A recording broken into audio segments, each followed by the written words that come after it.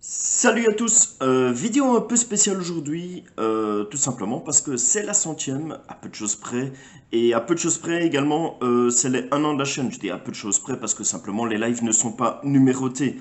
Donc 1 an où avec vous j'ai essayé d'apporter ma pierre à l'édifice.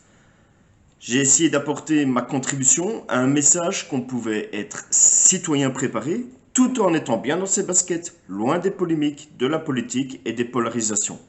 Et ce message, il n'est vraiment pas facile à porter dans cet univers qu'est la préparation, un univers qui touche tout autant à l'autonomie, au frugalisme, au survivalisme, qu'à la prévoyance, entre autres, où chacun de ces mouvements apporte des idées intéressantes, des débats passionnants, des personnes pertinentes et des concepts à utiliser. Mais ces mouvements aussi, ils drainent des idées extrêmes, des débats stériles, des personnes peu fréquentables et des concepts parfois même dangereux. Ce n'est que mon humble avis, mais ces mouvements, qui pourtant m'inspirent, sont parfois nécrosés par des idéologies dans lesquelles non seulement je ne m'y reconnais pas, mais qui desservent autant plus ces mouvements qui pourtant généralement partent de bonnes intentions. Alors, à ce propos, généralement le discours qu'on entend c'est «Ouais, mais c'est une minorité de personnes qui sont vraiment dans ces dérives». Moi, personnellement, j'utiliserai pas ces termes-là. Ces termes qui ont tendance à négliger ou minimaliser une réalité qui est dérangeante. Pour moi, il y a réellement un problème. Un problème qui entache nos démarches de résilience, de responsabilité et d'action positive vis-à-vis de nos contemporains, ceux-là même qu'on essaye parfois d'influencer positivement. Et c'est dans cette réalité que cette petite chaîne, elle essaye de démontrer qu'on pouvait, je pense, faire preuve de détachement, de sobriété, qu'on pouvait aborder le thème de la préparation individuelle en étant modéré, bienveillant, réaliste, parfois un peu militant, mais toujours respectueux des lois. Je vous ai donc imposé dès le début une ligne éditoriale stricte, ne laissant pas facilement la porte ouverte aux dérives citées plus haut, vous demandant parfois de laisser vos valeurs, vos combats ou vos opinions au vestiaire. Certains ont d'ailleurs vite compris que cette chaîne ne pourra pas leur servir de défouloir ou de tribune et ils ne se sont pas tardés. Aussitôt abonnés, aussitôt désabonnés, c'est très bien comme ça. D'autres, ils ont décidé de jouer le jeu. Et ils sont encore parmi les plus de 600 abonnés que j'ai sur cette chaîne. Je crois même qu'on approche tout justement les 700. Et sans doute, ces personnes, elles ont trouvé, malgré leurs combats, malgré leurs opinions, un intérêt dans cette chaîne qui se veut pourtant loin de la polémique et sereine.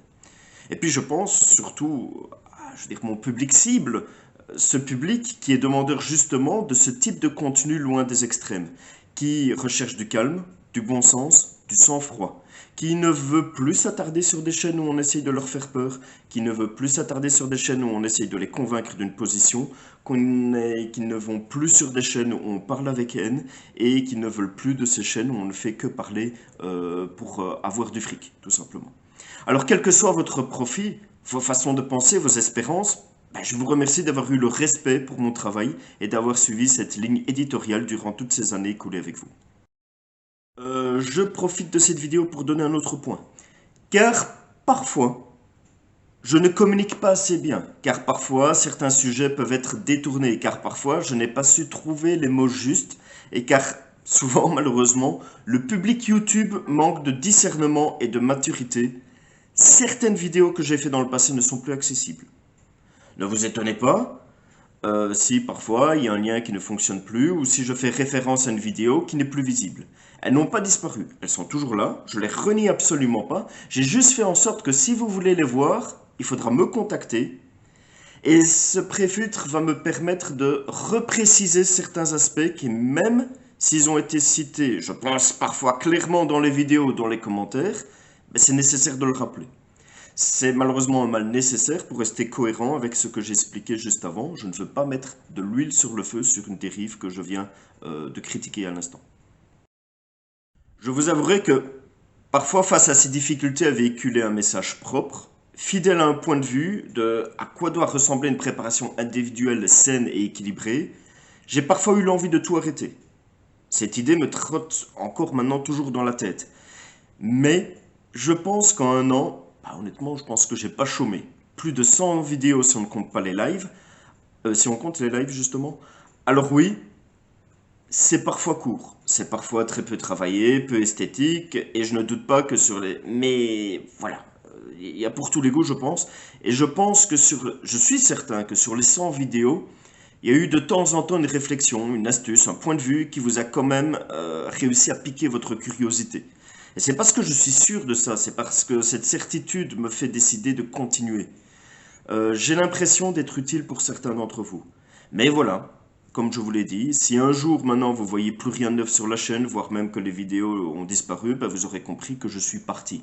Soit j'aurais estimé que mes objectifs seront suffisamment remplis, soit je me serais lassé d'essayer de saupoudrer de la modération et du bon sens dans des univers qui finalement seront beaucoup trop vérolés par les dérives que j'ai citées plus haut en début de vidéo.